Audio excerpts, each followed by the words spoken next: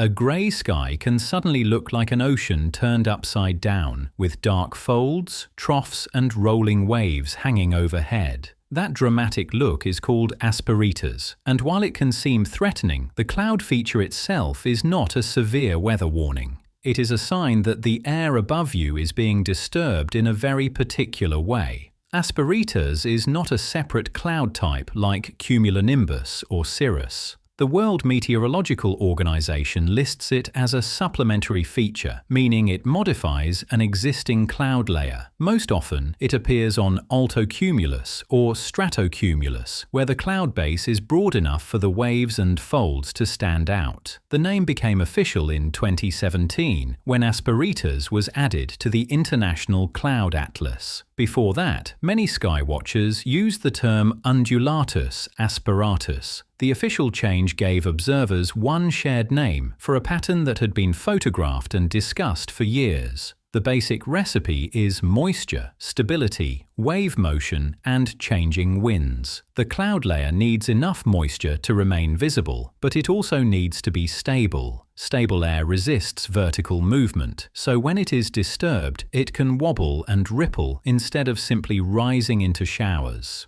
Atmospheric gravity waves are a key part of the story. Imagine a parcel of air being lifted, then pulled back down by gravity. It overshoots, rises again, sinks again, and that oscillation can spread through the cloud layer. In smooth conditions, those waves may form neat, regular bands. Asperitas forms when the wave field becomes distorted and less orderly. Vertical wind shear adds the chaos. Wind shear means the wind changes speed or direction with height. As waves move through the cloud, shear can tilt, stretch and twist the underside. From the ground, that creates the rough, churning look, with some areas bulging downward and others curving into darker troughs. Light and shade make the pattern even more striking. Thin sections let more daylight through, while thicker folds look darker and heavier. That is why Asperitas can look ominous, even when the cloud layer is not producing damaging wind, hail or heavy rain at the surface.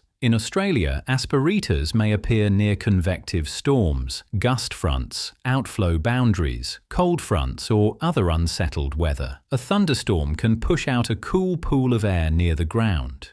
That outflow can lift warmer air and send waves into nearby cloud layers, helping shape a lumpy, uneven base. Still, Asperitas does not mean severe weather is definitely happening. Treat it as a clue, not a forecast. If the sky darkens, check the Bureau of Meteorology radar, warnings and lightning information, especially if rain shafts, gusty winds or thunder are nearby. It also helps to know what Asperitas is not. Mammatus clouds hang as pouch-like lobes, often beneath mature thunderstorm anvils. Undulatus clouds form cleaner, more regular wave bands. Asperitas is broader, rougher and more chaotic, like a choppy sea pressed against the cloud base. So if you see a sky full of dark, rolling folds, enjoy the view but stay weather aware. Asperitas is one of the atmosphere's most dramatic visual clues, a stable cloud layer being shaken by waves and wind shear above you.